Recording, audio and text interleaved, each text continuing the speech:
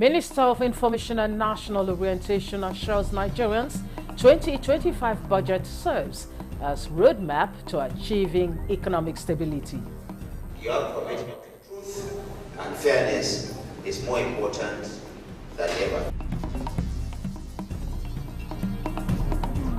Speaker Abbas seeks UK support in advancing gender inclusion in governance. And House of Representatives wades into Alvan Ikoku University crisis. If this development is not addressed, the trend will continue.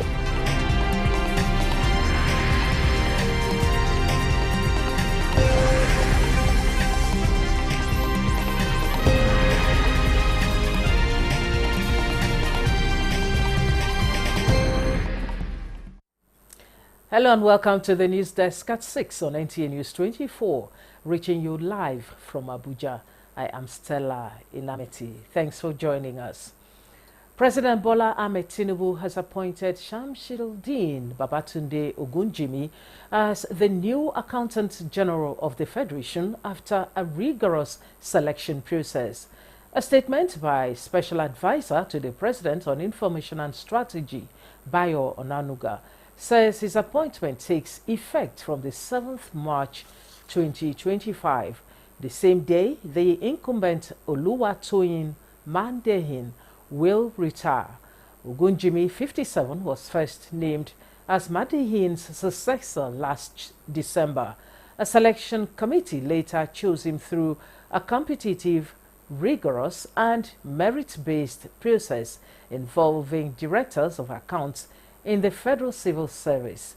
The committee conducted the process through 3 stages: a written assessment, an ICT proficiency test, and oral interviews. The selection process underscores President Tinubu's commitment to promoting transparency, excellence, and competence in key public service positions. Ogunjimi graduated from the University of Nigeria, Nsukka, in 1990 with a Bachelor of Science in Accountancy. He also obtained a Master's in Accounting and Finance from the University of Lagos.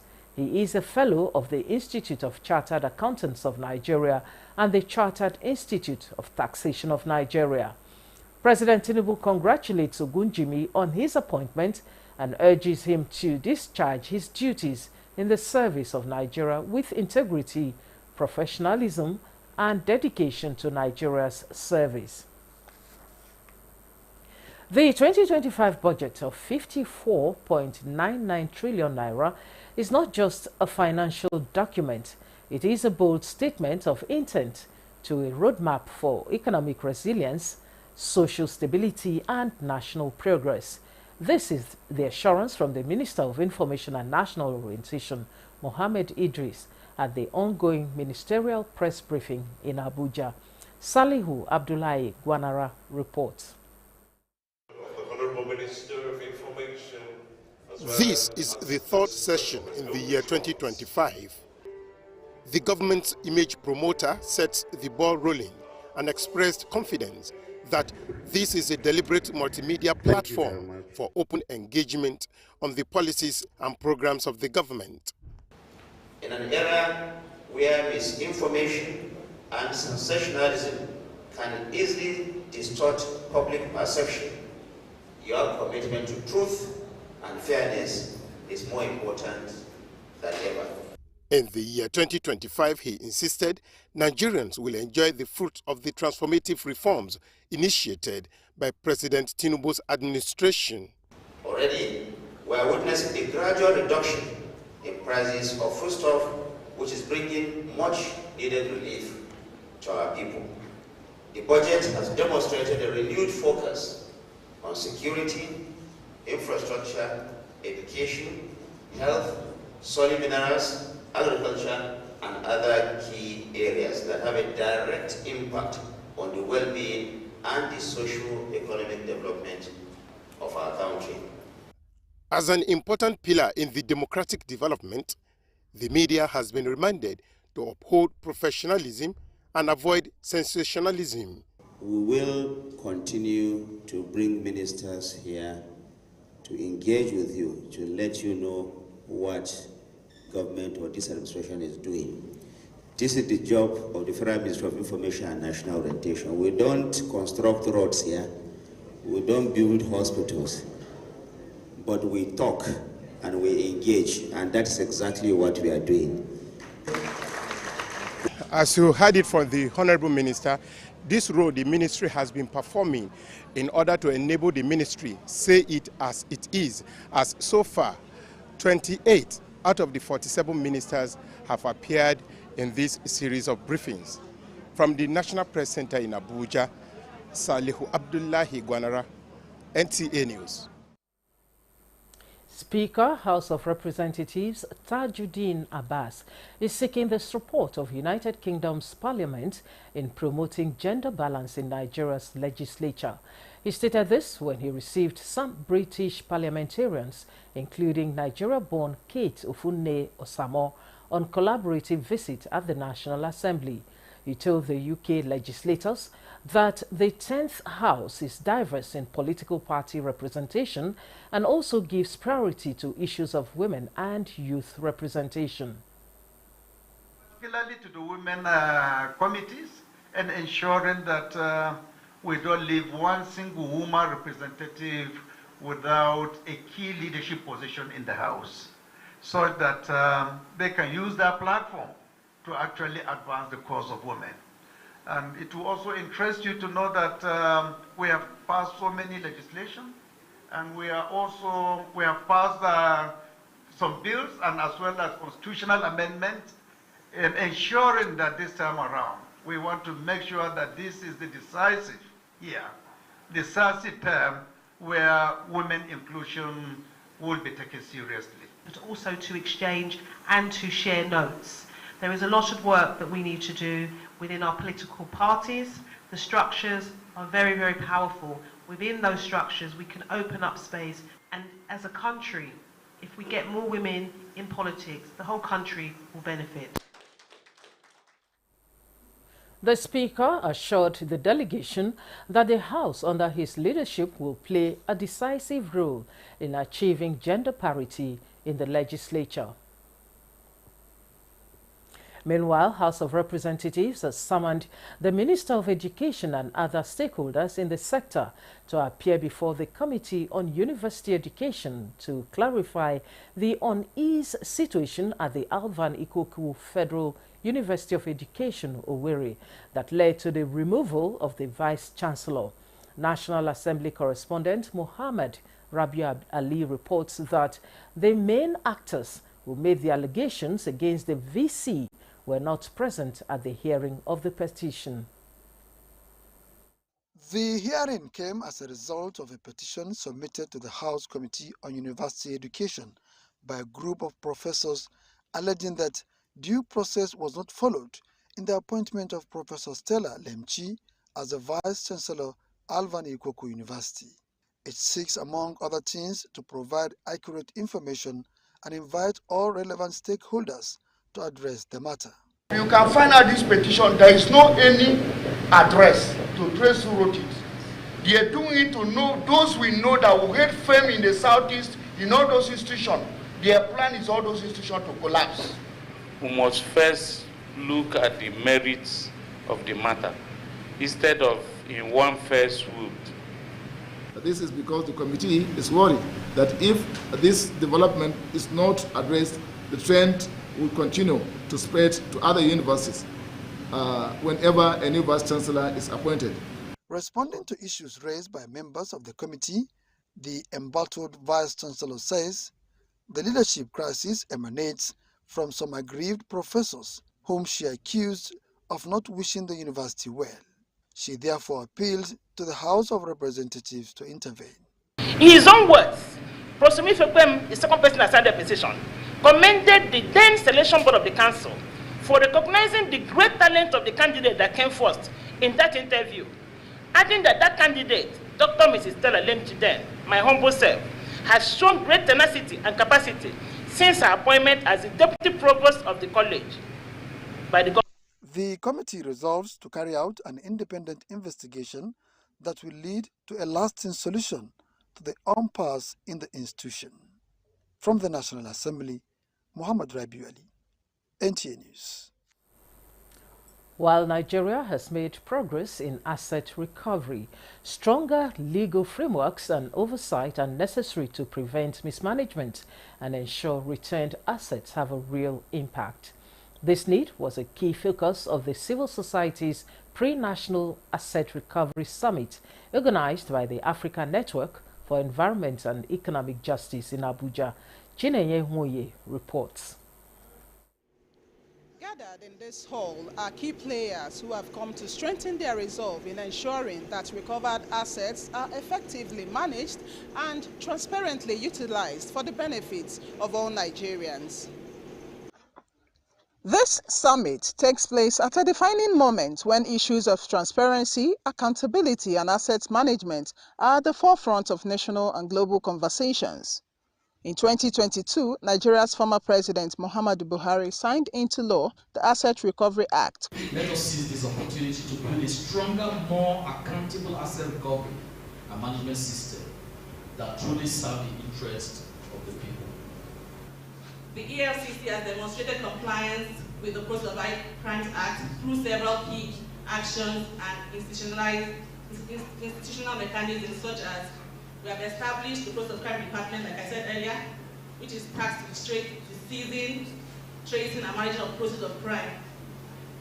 The STAR initiative supports international efforts to end the safe havens for corrupt funds and promote asset recovery.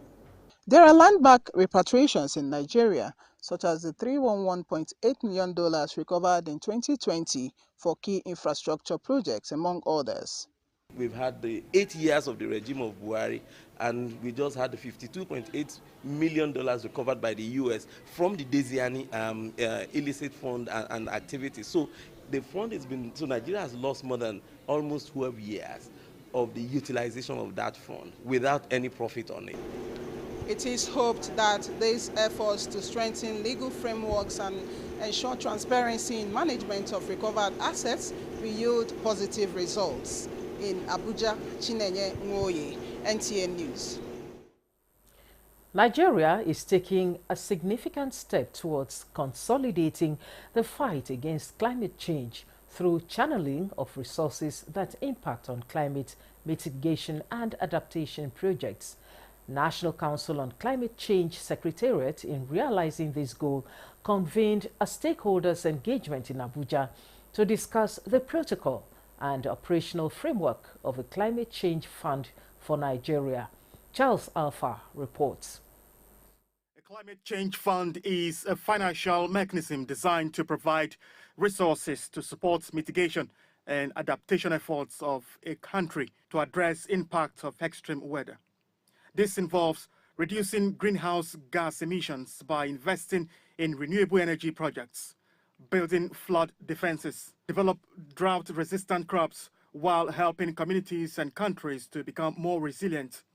The Nigerian Climate Change Act of 2021 provides for the establishment of this fund, but before it can be used to galvanize investment, there is need for a standard protocol and operational framework. This is why the National Council on Climate Change Secretariat has gathered here these stakeholders from across the state in a two-day hybrid engagement on Climate Change Fund.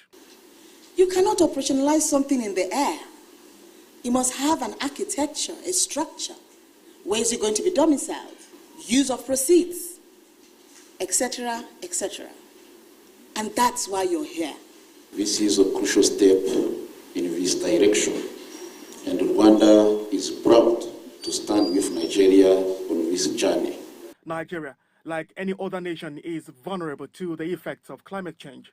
But while players here continue to brainstorm on the appropriate framework that addresses these impacts, one thing remains. The Climate Change Fund can help Nigeria implement adaptation measures to protect its communities and infrastructure from the impact of global warming. Charles Alpha, NTA News. This is the News Desk at 6 on NTA News 24. More stories when we return after this break. Authority, NTA, Federal Radio Corporation of Nigeria, FRCN, and Voice of Nigeria, VON, cordially invite the general public to its 19th annual Ramadan lecture.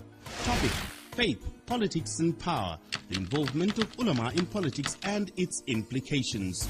Guest lecturer, Sheikh Maruf Onike Abdulaziz, Chief Missioner, NASFAT Worldwide. Chairman of the occasion, Idi Mukhtar Meha, Minister of Livestock Development. Special guest of honor, Muhammad Idris, Minister of Information and National Orientation. Royal Father of the Day, His Highness Mala Ahmed Nuhu Bamali, Emir of Zazzau. Chief host, His Excellency Malam Ubasani, the Executive Governor, Kaduna State. Host, Malam Salihu Abdul Hamid Dembos, Director General, NTA. Dr. Muhammad Bulama, Director General, FRCN. Malam Jibril Babandachi, Director General, Voice of Nigeria. Venue, Lumana Multipurpose Center, River Close, off Jabi Road East of Sultan Road, Kaduna.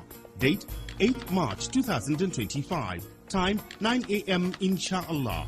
For partnership or advert placement. Announcer, Organizing Committee.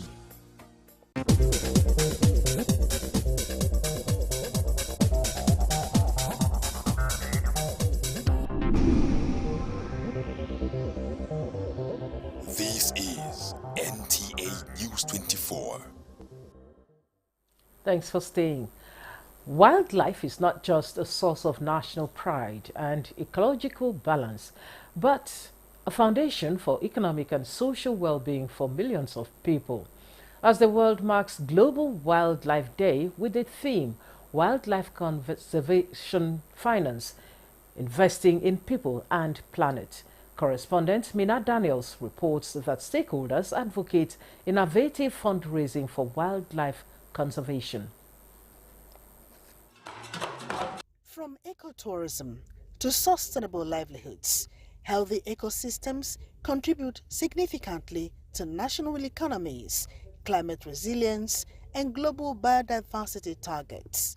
However, wildlife, despite its immense value, has continued to face threats and depletion. This theme highlights a fundamental truth.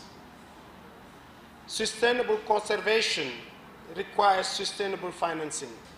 It is good to make good laws, but it is also good to provide alternative for the people.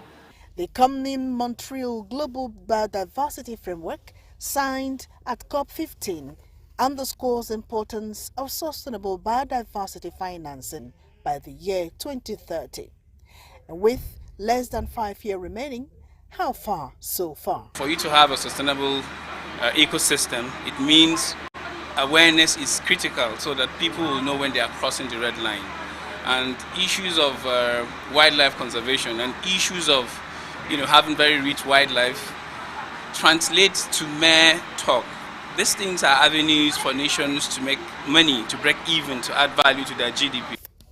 According to stakeholders in this gathering, the richness of wildlife in Nigeria is both a blessing and a responsibility. As a vital economic asset, it is time to begin to generate sustainable livelihoods and contribute to national development through ecotourism, ecosystem services, and green jobs. In Abuja, Mina Daniels, NTA News. Imagine a place meant for second chances, where justice meets redemption and the law offers a path to rehabilitation. But what happens when that very system, designed to correct, is accused of corruption, cruelty, and abuse of power? Victor Azu reports that an investigative panel is now uncovering some of the issues, including legal roadblocks that have left 70% of inmates trapped behind bars, awaiting trials that seem nowhere in sight. Custodial centers are meant to correct, but what if the system itself is part of the problem? In Nigeria, nearly 7 out of every 10 inmates are not serving sentences. They are simply waiting, caught in a cycle of delay and uncertainty. Now, an investigative panel is pulling back the curtain on what many call a failing justice system. At the heart of the probe is a shocking reality. Magistrates and judges The very people who should uphold justice claim ignorance of the 2007 Act that governs correctional services. For Ibrahim Idris, legal lead for the Nigerian Correctional Service, this is one of the biggest barriers to reform. Several commands have written to the judges, but most of them, when we present the act to them, they will say they are seeing the act for the first time and that they will study it. For the panel's chairman, Dr. Magdalene Ajani, this is more than an inquiry. It's an opportunity to fix a system long overdue for change. What we want to achieve is having correctional services, both custodial and non-custodial, clearly implemented in the country based on the Nigerian Correctional Service Acts. And with the Minister of Interior set to address the panel on Wednesday, the stakes couldn't be higher. Will this investigation finally lead to reform, or will thousands of inmates remain stuck in limbo, waiting for justice that may never come? Time will tell. In Abuja, Victor Azu, NTA News. The Kaduna State government will continue to adopt the non-kinetic approach of ending insecurity in the state. The governor, Uba Sani, stated this during the ceremony of reuniting about 59 kidnapped victims recently released through the joint efforts of the Kaduna State government, the Office of the National Security Advisor, and security agencies to their families. Mohammed Umar Ajingi reports. It was a touching moment as the governor bid farewell to 59 kidnapped victims who recently regained freedom. The victims, who had endured harrowing experiences, were welcomed back into the society after undergoing medical evaluations and psychological therapy under the care of the Kaduna State government. We also hear that a lot of children, some are 1 year old, less than 2 years. In the last 6 months thereabout, more than 300 of our captives have been released. And for me, it's one of the major achievements of our government. There are a lot of people that are insecurity merchants who are benefiting from this problem of insecurity in Nigeria. They will continue to agitate. They will continue to canvass for insecurity. They might not even be happy as we are speaking now, we're making this progress. Beyond their rescue and rehabilitation, the Kaduna State government is also providing financial support and tools to help the victims restart their lives again. In Kaduna, I am Muhammad Umar Ajingi, NTA News. More than 1,000 Kogi youths are to be trained annually by the administration of Governor Ahmed Usman Ododo through skills acquisition as part of efforts to enhance human capital development in the state. The governor made the promise at an empowerment program in Lokoja, where 250 youths went home with various empowerment kits. Ajibola Christopher reports. The 250 beneficiaries of Governor Ododo's Youth Empowerment is to equip participants with relevant industrial skills and strengthen the state workforce. The training program is in collaboration with the Nigerian Korea Friendship Institute for Vocational and Advanced Technology, structured to provide young people with specialized technical expertise to position Kogi State as a hub for technical innovations. The training, drawn from the 21 local government areas of the state, received specialized trainings in auto mechanics, welding and fabrication, compressed natural gas combustion, networking and system security. Other areas are software development, solar power installations, cinematography, photography, fitting and plumbing. At my inauguration, I promised that our youth will have greater opportunities to develop skills for innovation and creative enterprise. Earlier, the State Commissioner for Special Duties and Intergovernmental Affairs, Sunday Falike, stresses the need for youth to embrace vocational skills. You have just created a brand that will last beyond you. And we have state-of-the-art equipment. We have well-trained staff trained in Nigeria and Korea. So it was just like a cup of cake for us. With this innovation, Kogi State is poised to become a model of vocational education and youth empowerment in Nigeria. Ajibola Christopher, NTA News. The Conference of Professionals in the People's Democratic Party, PDP, after an extensive review of the current state of affairs in the party, submitted that the party is bleeding and is on the way to self-destruction. A statement by the chairman of the PDP Professionals, Obinna Nwachukwu, said that it was time for all leaders, stakeholders, members, and supporters of the PDP across the country to stand up for the party at this moment and rescue it from imminent collapse. It added that the party is dangerously hemorrhaging and being weakened from carrying out its role as a viable opposition party. Therefore, the need to rescue it from perceived predatory grip of some forces. The conference assured the party of its unalloyed commitment to the unity, stability and success of the party as it joins forces to reposition the party as a major opposition party poised to take back power at the center in 2027. That concludes the News Desk at 6 on NTA News 24. Thanks for watching. I am Stella Inameti.